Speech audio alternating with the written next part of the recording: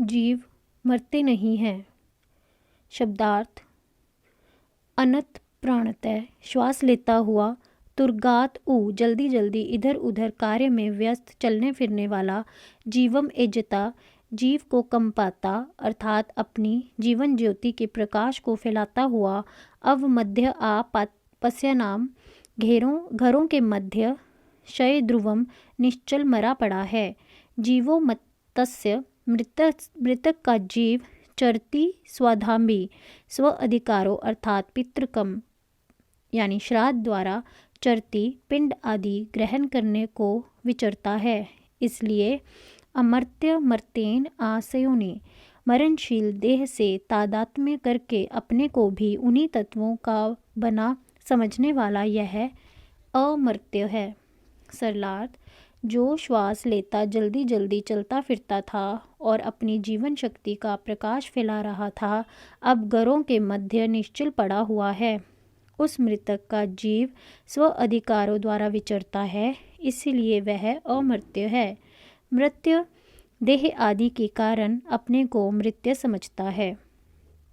श्लोक शब्दार्थ: अपश्यम मैंने देखा है, गोपाम इंद्रियों के पालन करने वाले जीव रूपी गोपा को, अन्यपदयाम बिना आपद के, अचरा पचरा पथाभि चरंतम ऊपर से नीचे आता है और नीचे से प्रलोक के पितृयान मार्गों से जाता इस प्रकार विचरण करता है।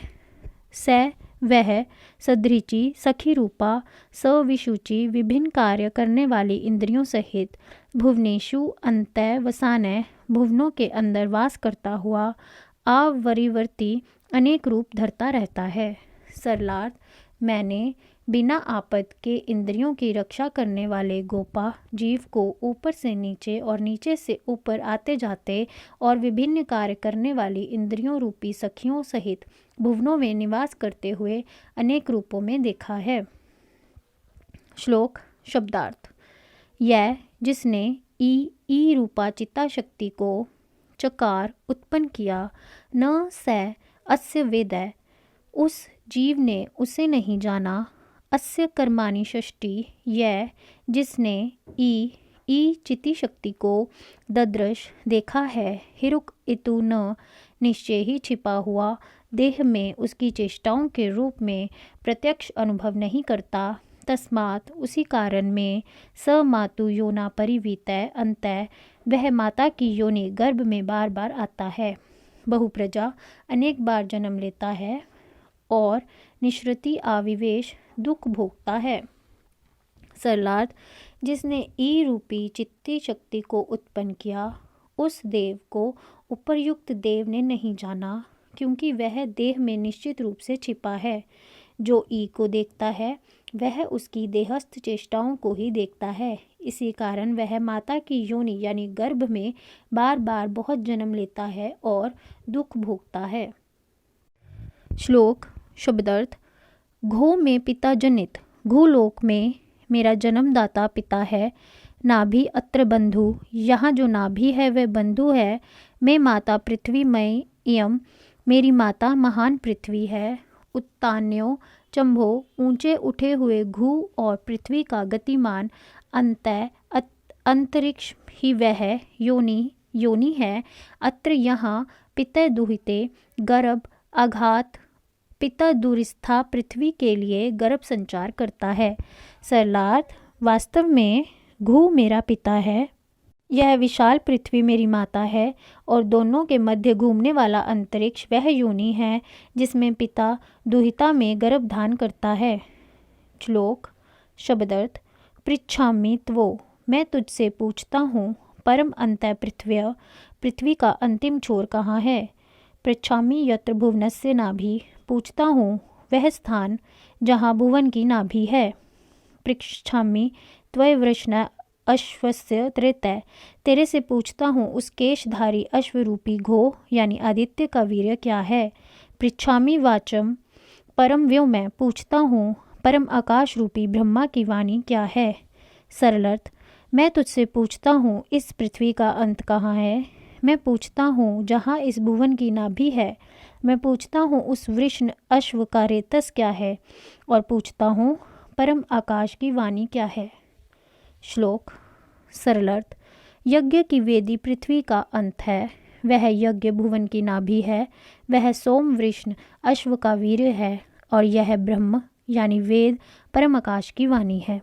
भावार्थ अर्थात पृथ्वी का अंतिम छोर यह यज्ञ की वेदी है, और यह यज्ञ भुवन की नाभि है। यह सोम वृषण अश्व का वीर है, और वेद ब्रह्मा परम आकाश की वाणी है। श्लोक शब्दार्थ। सप्तार्ध गर्भा 3.5 कुंडल रूपी गर्भयुक्ता शक्तियाँ विष्णु रेतै सर्वव्यापो भगवान विष्णु के तेज से युक्त होने के कारण गर्भ रूपा है। भुवनस्य विर्धमणि भुवन के विभिन्न धर्मी व्यापारों में प्रदिशा तिष्ठन्ति सब दिशाओं में विद्यमान है। ये धिति भी मनसा जो मनुष्य बुद्धि की ज्ञान युक्त समझ सहित मन से विपिश्चितः समझते हैं, ते परिभुवै विश्वते परिभवन्ति वे सर्वत्र सब लोगों को सम्मानित होते हैं, अर्थात सबका पराभव करते हैं। सरलार्थ।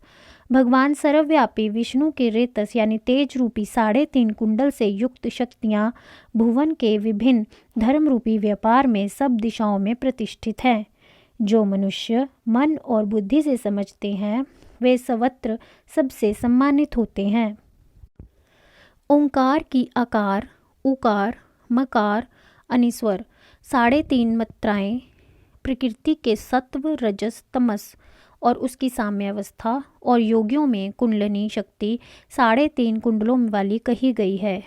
वेदी की पृथ्वी का अंतिम छोर इसलिए कहा गया है कि वेदी पर यज्ञ अनुष्ठान करने वाला पृथ्वी को छोड़कर स्वर्ग को चला जाता है, और यज्ञ स्वर्ग एवं भूलोक का संबंध स्थापित करने वाला होने के कारण भुवन की नाभि कहा गया है। मनुष्य का देह सोम से ही बना है।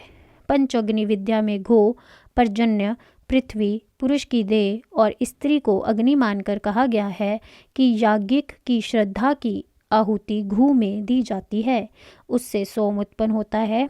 सोम की आहुति पर्जन्य में देने पर वर्षा, वर्षा की आहुति पृथ्वी में देने से वनस्पति, और वनस्पतियों की आहुति देह में दी जाने पर वीर्य, और वीर्य की आहुति स्त्री में दी जाने पर प्राणियों का देह उत्पन्न होता है। इसलिए सोम भूलोक का वीर्य है और वेद परमात्मा की वाणी है। वैराग्य। श्लोक शब्दार्थ। ना विजाममि मैं विशेष रूप से नहीं जानता, यतः इव इदम अस्मि कि जैसा यह मैं हूँ, अर्थात अपने स्वरूप को नहीं जानता। निन्य सनद है, अज्ञान में फंसा हुआ, मनसा चरामी मन के कहने पर चलता हूँ। यदा जब माँ मुझे रतस्य सत्य ब्रह्मा की प्रथम उत्पन्न होने वाली आत इते वाचय आगन ज्ञानमयी वाणियाँ यानी आदेश आने लगे, तदंतर अस्या यानी उस चिति शक्ति के भागम कृपा रूपी सौभाग्य को अश्नुवे मैं प्राप्त करूं, यह इच्छा करता हूँ।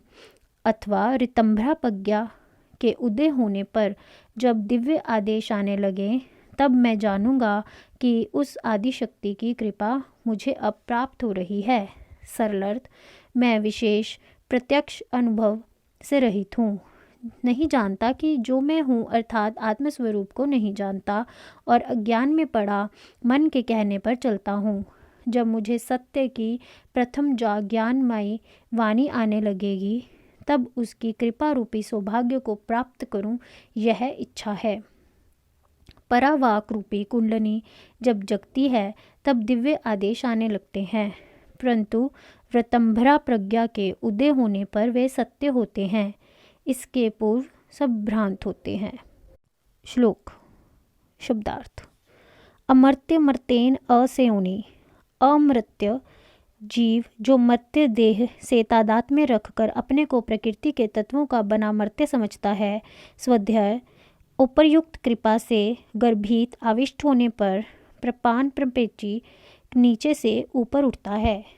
तब 10वीं द्वा सुपर्णा वाली रचा में दिया अनुभव करता है, जिसे पूर्व वे दोनों ईश्वर रूपी सुपर्णा शश्वंता शाश्वत विषुचिनी सर्वत्र सहगामी वियुन्ते आकाश सदृश रूप रहित होते हुए नि अन्यम चिक्यु यानी ईश्वर अन्य जीव को जानता है, न नचिक्यु अन्यम जीव अन्य ईश्वर को नहीं जानता। अनुभव से पूर्व अपने साथी ईश्वर को नहीं जानता। यद्यपि यह सदा साथ रहता है, परंतु ईश्वर जीव को जानता है। श्लोक शब्दार्थ। रचय अक्षर परमे व्योमन।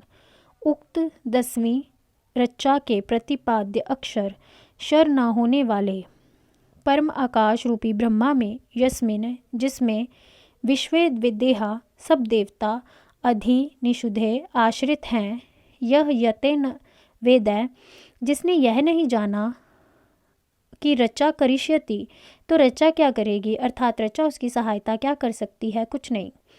ये इते तत् बिदु जिन्होंने उसे जाना है, ते इमे समास्ते वे ही जीव सायुज्य पद को प्राप्त करते हैं।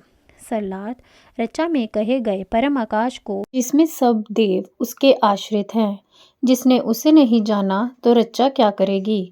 जिन्होंने उसे जाना है वे ही उसके साम्य भाव को प्राप्त करते हैं।